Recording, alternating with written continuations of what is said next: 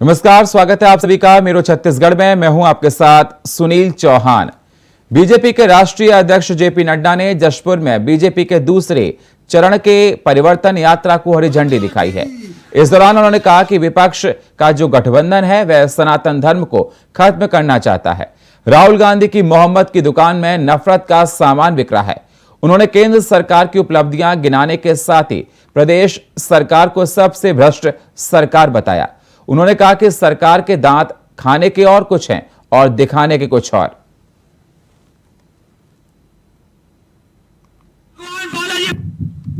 मित्रों, जब मैं जशपुर में आया हूं तो मेरे से पूर्व वक्ताओं ने दिलीप सिंह जुदेव जी के बारे में चर्चा की।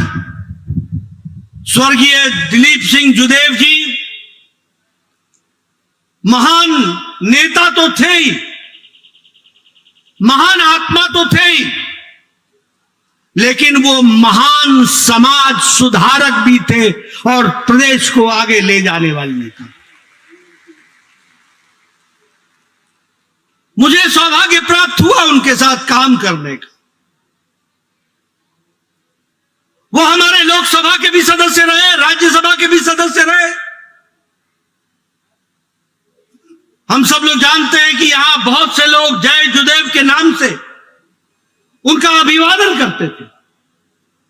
वो सिर्फ नेता नहीं थे, वो देश को एकता के माला में पिरोने वाले, हमारे नेतृत्व करने वाले नेता थे। इसको भी हमको समझना चाहिए। घर वापसी, धर्मांतरण के खिलाफ, समाज को एकत्र करना, इकट्ठा करना, राजनीतिक मुद्दों पर पूरी ताकत से जवाब देना और राजनीतिक मुद्दों पर जवाब देते देते अपने अस्तित्व को दांव में लगा देने वाले ऐसे देखे तो दिलीप सिंह जुदेव देखे।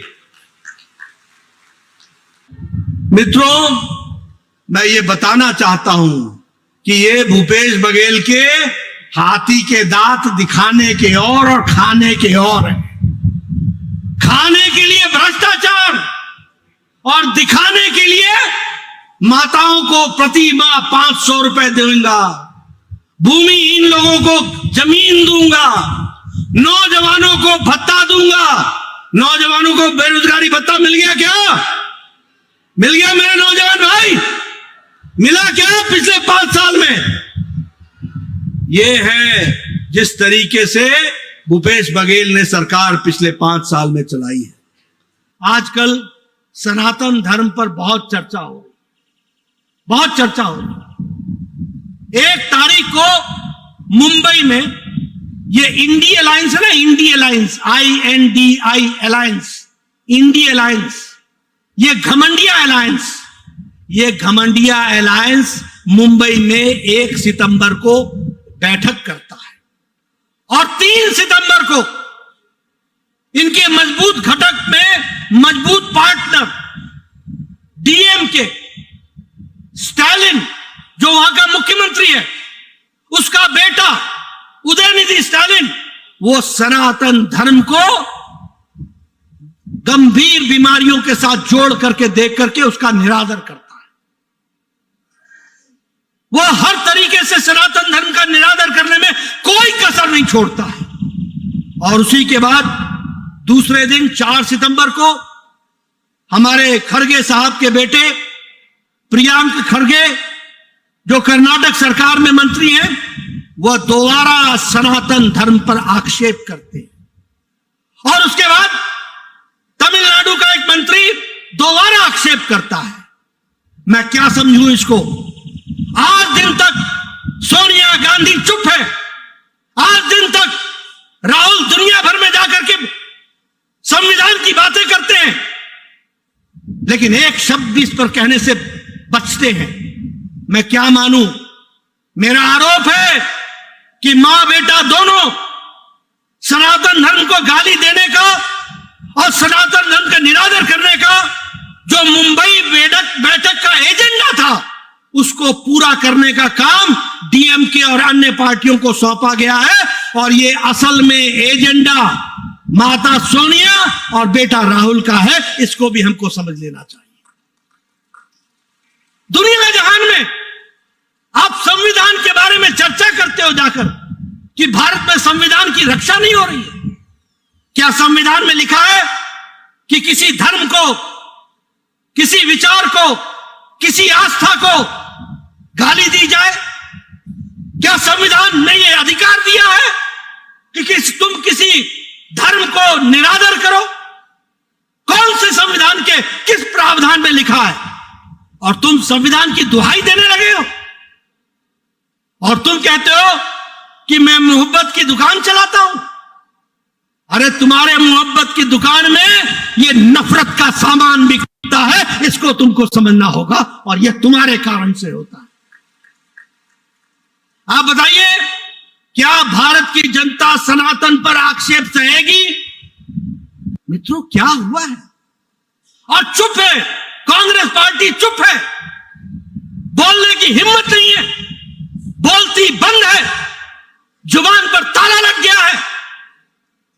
और ये सेक्युलर बनते हैं, ये संविधान के रक्षक बनते हैं, ये मोहब्बत की दुकान चलाने वाले हैं और नफरत का सामान बेचते हैं। वक्त एक छोटे से ब्रेक का है, मिलते हैं एक छोटे से ब्रेक के बाद। ब्रेक के बाद स्वागत है आप सभी का। अब रुक करते हैं अगली खबरों का। 2 महीने बाद होने वाले छत्तीसगढ़ में विधानसभा चुनाव को लेकर सियासत जरम पर है। बीजेपी और कांग्रेस इस चुनाव को जीतने के लिए हर प्रयास कर रही है। बीजेपी कांग्रेस छत्तीसगढ़ की संभाग सीट पर सबसे ज्यादा फोकस कर रही है। देखिए रिपोर्ट।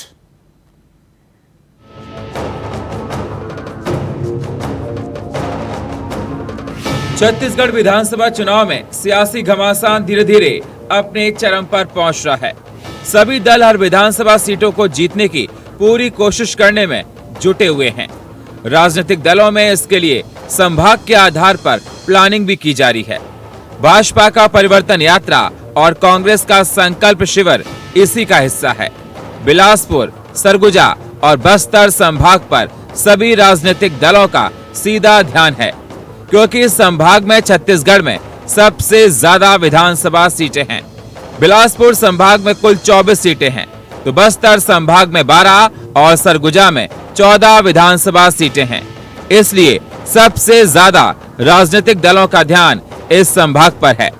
वहीं इन विधानसभा सीटों पर विकास की बात करें तो भाजपा की 15 साल के कार्यकाल और कांग्रेस के 4.5 साल के कार्यकाल में ऐसा विकास नहीं हुआ जो 20 साल में हो जाना चाहिए था। यहाँ सरकार की तमाम योजनाओं के अलावा ये क्षेत्र आज भी पिछड़े हैं। सिर्फ उद्योगों के कारण कुछ क्षेत्रों में सरकार का ध्यान है, बाकी विधानसभा क्षेत्र आज भी पिछड़े हैं।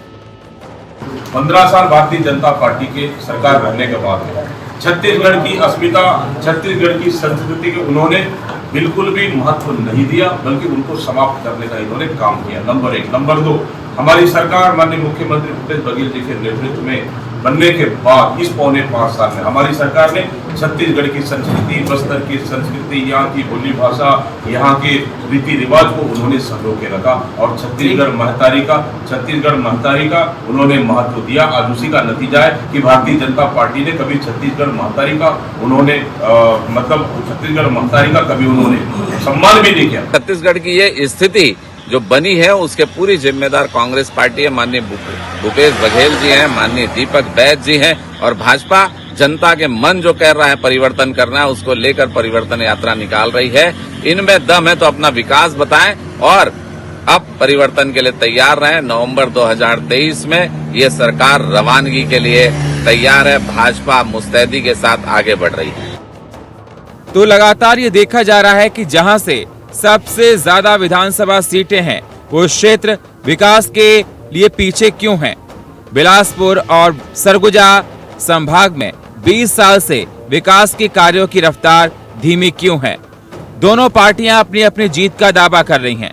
2 महीने बाद विधानसभा चुनाव से पहले आरोपों की झमाझम बारिश भी हो रही है। बीजेपी कांग्रेस जनता को लुभाने के लिए अपनी पौध तैयार कर रही हैं। अब देखना होगा चुनावी मौसम में किसकी फसल पकती है, किसकी नहीं। लेकिन सवाल ये लगातार उठता रहेगा कि आखिरकार बस्तर, बिलासपुर और सरगुजा संभाग में 20 साल में विकास की रफ्तार तेज क्यों नहीं हुई? इसके लिए कौन जिम्मेदार है? Bureau report, India voice, Raipur.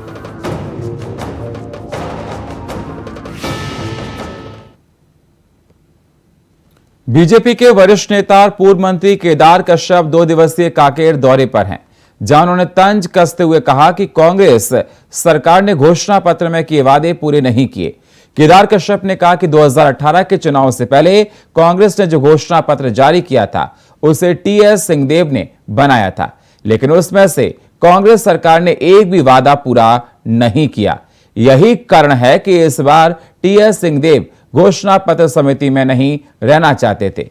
उन्होंने इसमें शामिल होने से साफ इनकार कर दिया। वहीं बीजेपी की परिवर्तन यात्रा को लेकर केदार कश्यप ने कहा कि इससे लोगों का अपार समर्थन मिल रहा है।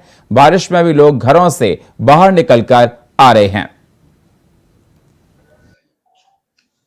भाइयों, कांग्रेस पार्टी ने बहुत सारी घोषणाएं की, लेकिन उन घोषणाओं को आज वो पूरा नहीं कर पाए। आज यही कारण है कि घोषणा पत्र के जो पहले संयोजक कांग्रेस पार्टी ने टीएस सिंहदेव को बनाया था, टीएस सिंहदेव जी ने स्पष्ट तौर पे मना कर दिया कि मैं इस बार घोषणा पत्र के संयोजक पद में नहीं रहूंगा, क्योंकि हमने अपनी घोषणाओं को पूरा नहीं किया है। और अलग अलग मंचों पर भी टीएस सिंहदेव जी इस बात को उल्लेख करते हैं कि उनकी घोषणाएं पूरी नहीं हुई है। और जिस तरीके से सरकार को आड़े हाथ लेते हैं, ये मुझे बताने की आवश्यकता नहीं है।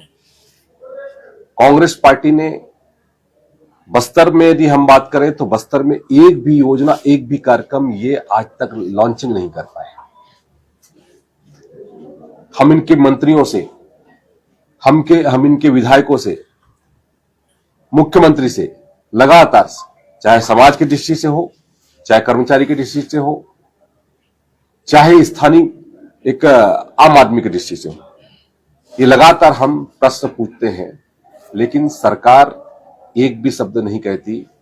और तो और जितनी भी योजना है, उन योजनाओं का केवल नाम परिवर्तन या रंग रंगाई के नाम से जिस तरीके से करोड़ों रुपए निकाले जा रहे हैं। डीएमएफटी में लगभग यदि हम बात करें तो लगभग 70 करोड़ का यहां पर डीएमएफटी से घोटाला हुआ है, जिसमें आधे से ज्यादा तो परचेसिंग का कार्य हुआ है।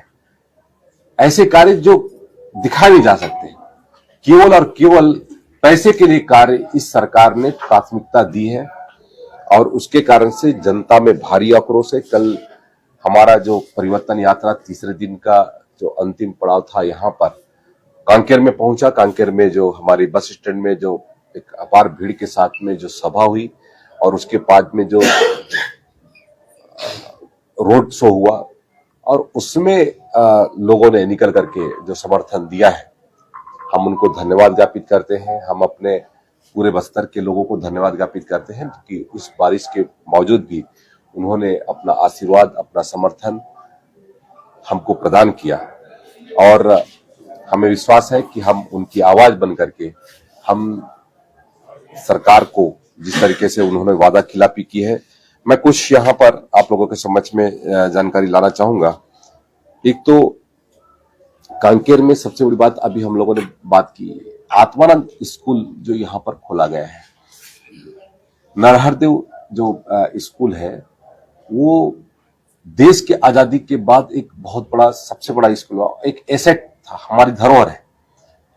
लेकिन आज उसका नाम परिवर्तित करके, हम आत्मानंद स्कूल के खिलाफ में नहीं है, आत्मानंद के नाम से भी खिलाफ नहीं है, लेकिन सरकार को चाहिए कि ऐसे धरोहर को जो लंबे समय से जो इस हमारे कांकेर की पहचान रही है, बस्तर की पहचान रही है, छत्तीसगढ़ की पहचान रही है, ऐसे धरोहर का नाम को खत्म करने की साजिश न हो। न केवल नरहरदेव स्कूल, बल्कि ऐसे और भी स्कूलों को जिन्होंने जो 50-100 साल पूरे हुए हैं, उन स्कूलों को बंद करा करके नए नाम से उन्होंने प्रारंभ करने की कोशिश की है। रायपुर में भारतीय जनता पार्टी द्वारा सत्ता परिवर्तन के लिए प्रदेश में परिवर्तन यात्रा निकाली जा रही है। जिसको लेकर एक बार फिर कांग्रेस को भाजपा पर निशाना साधा है। आपको बता दें, जिस रथ की बस से यात्रा निकाली जा रही है उस बस में लगे सीढ़ियों के नीचे छत्तीसगढ़ महतारी की फोटो लगाई गई है, जिसके कारण बस में चढ़ने वाले पदाधिकारी के पांव के नीचे छत्तीसगढ़ महतारी की तस्वीर आ रही है, जिस वजह से कांग्रेस ने विरोध कर भाजपा पर छत्तीसगढ़ महतारी का अपमान करने का आरोप लगाया है। हालांकि सत्ता परिवर्तन को लेकर यह यात्रा भाजपा द्वारा प्रदेश भर में निकाली जा रही है, जो बस्तर से जशपुर तक चल रही है, जिसमें रथनुमा बस को पूरी तरह सजाया गया है। लेकिन इस बस में जहां सीढ़ी लगी है वहां छत्तीसगढ़ महतारी की फोटो लगा दी गई, जिसका जमकर विरोध हो रहा है।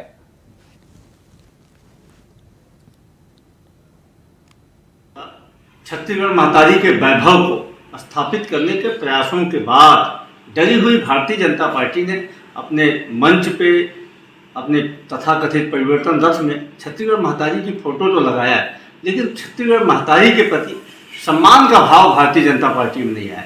बेहद ही आपत्तिजनक है कि भारतीय जनता पार्टी ने अपने तथाकथित परिवर्तन रथ में छत्तीसगढ़ महतारी की फोटो वहाँ लगाया है जहाँ से कि चढ़ने के लिए सीढ़ियाँ बनाई गई है, अर्थात छत्तीसगढ़ महतारी के चित्र को रौंदते हुए भारतीय जनता पार्टी के नेता रथ के ऊपर चढ़ेंगे। यह बेहद ही आपत्तिजनक है, निंदनीय है। और भारतीय जनता पार्टी से कांग्रेस पार्टी मांग करती है कि छत्तीसगढ़ महतारी के चित्र को वहां से हटाया जाए और अपने इस कृत्य के लिए भारतीय जनता पार्टी के नेता छत्तीसगढ़ महतारी और छत्तीसगढ़ की जनता से माफी मांगे। अगली खबर कोरबा से है, जहां विधानसभा चुनाव को लेकर राजनीतिक दलों की तैयारियां जारी हैं। वहीं राजस्व मंत्री जय सिंह अग्रवाल ने पत्रकारों को बताया कि उन लोगों को जल्दी जमीन के पट्टे दिए जाएंगे जो काफी समय से सरकारी और उपक्रमों की जमीन पर बसे हुए हैं, और बताया कि प्रक्रिया को पूरा करने में काफी समय लगा है।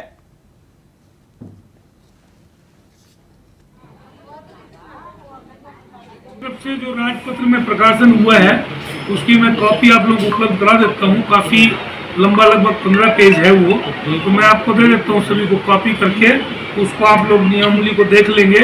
ये पट्टे शुद्ध रूप से आवासीय होंगे और जो आवास बना के रहते हैं उनके लिए पट्टे वितरित किए जाएंगे।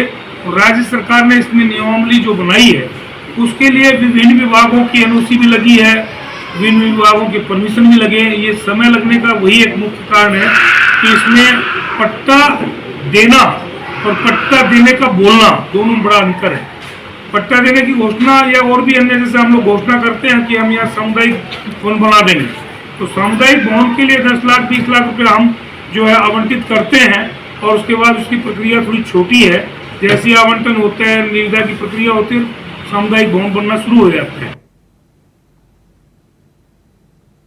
जांजगीर चांपा में यात्री ट्रेनों को रद्द करने और विलंब को लेकर कांग्रेस ने प्रदेश भर में रेल रोको आंदोलन किया, लेकिन जिला मुख्यालय में यह प्रदर्शन औपचारिक रहा। वहीं रेल रोको ना तो दूर, कांग्रेसी रेल की पटरी तक भी नहीं पहुंच सके। स्टेशन के अंदर घुसते ही बड़ी संख्या में तैनात आरपीएफ, जीआरपी और स्थानीय पुलिस के जवानों ने रोक दिया।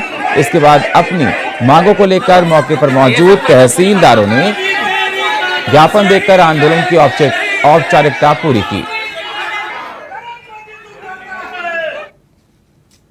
और फिलहाल मेरे छत्तीसगढ़ में इतना ही। बाकी खबरों के लिए आप बने रहिए इंडिया वॉइस के साथ। तब तक के लिए नमस्कार।